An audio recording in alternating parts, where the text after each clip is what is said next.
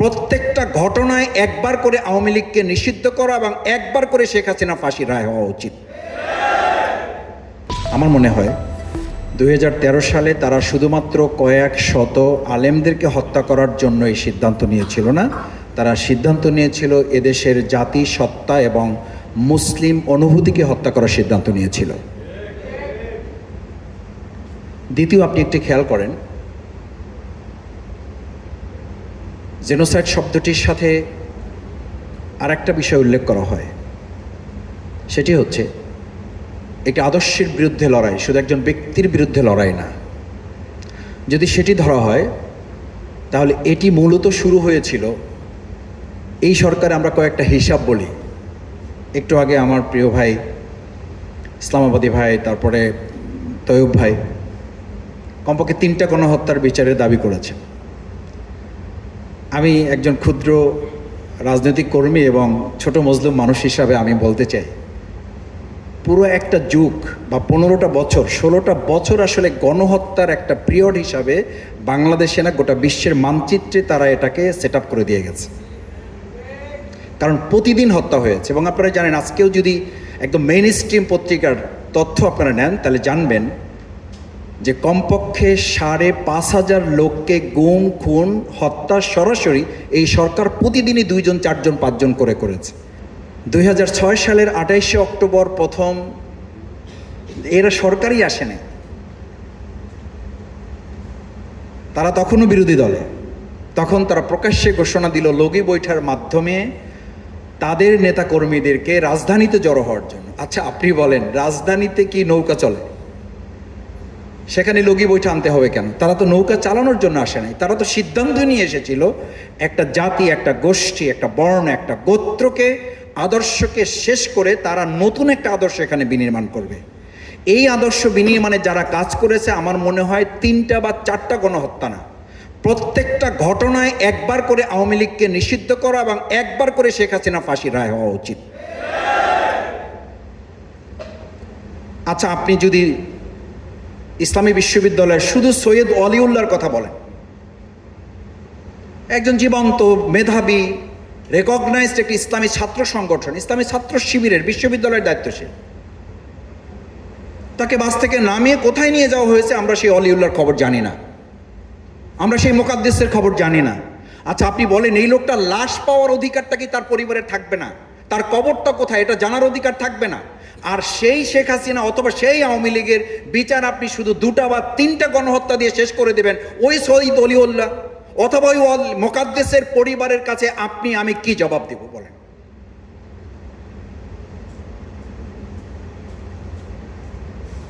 শুরু তো হয়েছিল 2006 সালে 28শে অক্টোবর। আপনাদের মনে আছে, প্রায় অর্ধ শতাধিক মানুষকে শুধু হত্যাই করে নাই, ঘর বাড়ি লুট করেছে, ভাঙচুর করেছে, অগ্নিসংযোগ করেছে, মানুষের মধ্যে ভয় তৈরি করেছে, ত্রাসের রাজত্ব কায়েম করেছে। শুধু এই একটা ঘটনা। ঠিক তার কিছুদিন পরে 2009 সালের 57 জন সৎ, দক্ষ, যোগ্য, আদর্শ, দেশপ্রেমিক সেনা অফিসারকে কেন হত্যা করা হয়েছে? শুধু কি সেনা অফিসার হত্যা করা হয়েছে? তার সাথে মিলিয়ে সাধারণ নাগরিক সহ পরিবারের সম্মানিত সদস্যবৃন্দ মিলে প্রায় 75 জনকে হত্যা করা হলো।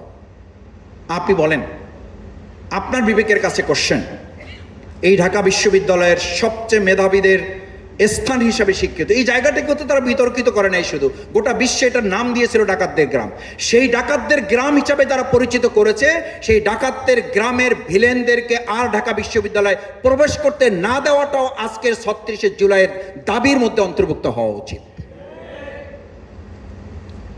আমি এই কথা বলছি এই জন্য যে কোনো একটা ব্র্যাকেটেড ডিমান্ড নিয়ে এই 36-এর আন্দোলন শুধুমাত্র আপনারাই তো বলেছিলেন এটা এখন আর কোটার মধ্যে সীমাবদ্ধ নাই, আমাদের কোটা লাগবে না, আপনি বলেছিলেন, আপনারা বলেছিলেন। এই ঢাকা বিশ্ববিদ্যালয় থেকে আমরা স্লোগান শুনেছি, আপনাদের দেখে আপনাদেরটা শুনে আমরা স্লোগান দিয়েছি, তোর কোটা তুই নে, আমার ভাইকে ফিরিয়ে দে। তা আপনারাই স্লোগান তুলেছেন, আপনারা তো কোটার মধ্যে থাকেন নাই।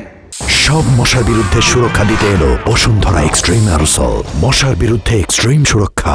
কেন থাকেন নাই? থাকেন না এই জন্য যে এই সরকারের সাথে, ওই ফ্যাসিস্টদের সাথে, ওই স্বৈরাচারীদের সাথে আসলে শুধু কোটার সম্পর্ক ছিল না, গোটা একটা দেশ, একটা জাতিকে তারা গণহত্যার পটভূমিতে পরিণত করেছে। 2009 সালে সেই 57 জন সেনা অফিসার সহ 75 জনকে যে হত্যার মাধ্যমে আরেকটা তারা গণহত্যা করলো। আপনাদের মনে আছে তাদের রাগটা কোথায় ছিল, তাদের ক্ষোভটা কোথায় ছিল, দুঃখটা কোথায় ছিল, এটাও কিন্তু আমাদের বোঝা উচিত। তারা তাদের ভাষায় এই জাতির পিতা হিসেবে আমাদের উপরে চাপিয়ে দিয়েছিল একজন প্রেসিডেন্টকে। আমাদের দেশের স্বাধীনতার ধারক বাহক প্রবর্তক হিসেবে তারা তাকে পরিচিত করানোর সম্ভব সব চেষ্টা করেছে। সেই লোকটাকে যখন তাদের লোক কর্তৃক কেউ বা কার হত্যা করেছে ইতিহাসের দায় নিয়ে, সেই জানা যায় যখন লোক উপস্থিত করা যায় না, আর সেই যখন দেখে 2013 সালে 28শে ফেব্রুয়ারি শুধুমাত্র একজন ব্যক্তির ফাঁসির রায় হওয়ার পরে কমপক্ষে 3 মে পর্যন্ত, 28 তারিখ থেকে 3 তারিখ পর্যন্ত কমপক্ষে 2.5 শতাধিক লোক শুধু সেই ফাঁসির রায়ের বিরুদ্ধে জীবন দিয়েছে। মাত্র 5 দিনের ব্যবধানে 250 লোককে হত্যা করা হয়েছে। এটা তো আরেকটা গণহত্যা ছিল। মাওলানা দেলোয়ার হোসেন সাঈদী রাহিমাহুল্লাহর শুধু ফাঁসির রায়ের বিরুদ্ধে এদেশের তরুণ, ছাত্র, যুবক, মহিলা, আমাদের বোনেরা পর্যন্ত রাস্তায় নেমে তারা জীবন বাজি রেখেছিল। তাদের কাছে তো এটা ভালো লাগার কথা না। তারা হত্যা করেছে, হত্যা রাজত্ব তারা কায়েম করেছে। ফলশ্রুতিতে তারা সিদ্ধান্ত নিয়েছে যে এই দেশকে এভাবে কন্ট্রোল করা যাবে না। তাদের আরেকটা শক্তি তাদের প্রয়োজন ছিল, সেটা ছিল আধিপত্যবাদের একটা শক্তি আমাদের উপরে চাপিয়ে দিয়ে আমাদেরকে এই দেশ এবং জাতিসত্তাকে নিয়ন্ত্রণ করা। সম্মানিত ভাই, বন্ধুগণ, আমার বোনেরা, আজকের এই যে প্রেক্ষাপটে আমরা এখানে কথা বলছি, আপনাদের নিশ্চয়ই মনে আছে শুধুমাত্র একজন তথাকথিত প্রেসিডেন্টকে, একজন রাষ্ট্রপতিকে আমাদের দেশে নিয়ে আসার জন্য আমাদের 25 জন ভাইয়ের বুকে রক্তের উপর দিয়ে তাকে নিয়ে আসতে হলো। এত বড় দায় কেন নিতে হচ্ছে আমাকে? কেন গুলি চালাতে হলো? একজন প্রেসিডেন্টকে শুধু ঢুকতে দেওয়ার জন্য, একজন প্রেসিডেন্টকে শুধু নিয়ে আসার জন্য আমার দেশের 25 জন লোককে মৃত্যুবরণ করতে হলো, তাকে গুলি চালাতে হলো, তাকে হত্যা করা হলো, নির্মমভাবে তাকে মৃত্যুর দিকে ঠেলে দিতে হলো। এই তো মাত্র কিছুদিন আগে তো 2021 সালে আমাদের তো এই পরিণতির দিকে যেতে হয়েছে। আরেকটা চতুর্থ গণহত্যা ছিল আমাদের। আমাদের তো গণহত্যার আরও পরিচয় আছে। আমাদের তো 1টা 2টা 3টা 4টা 5টা না।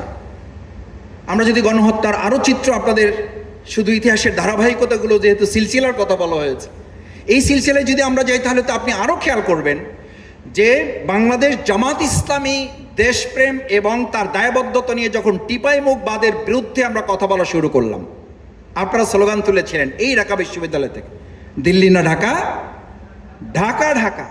আমরা সেই কথা বলেছিলাম 2010 সালে, 2009 সালে, 2008 সালে।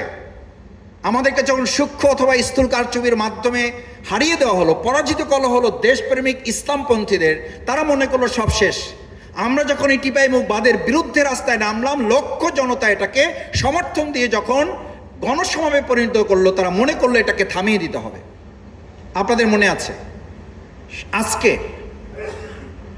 বাংলাদেশ জামাত ইসলামের সাবেক ভারপ্রাপ্ত সেক্রেটারি জেনারেল এবং সহকারী সেক্রেটারি জেনারেল এটিএম আজহারুল ইসলামের বিচারিক কার্যক্রমের শুনানি শেষ হয়েছে।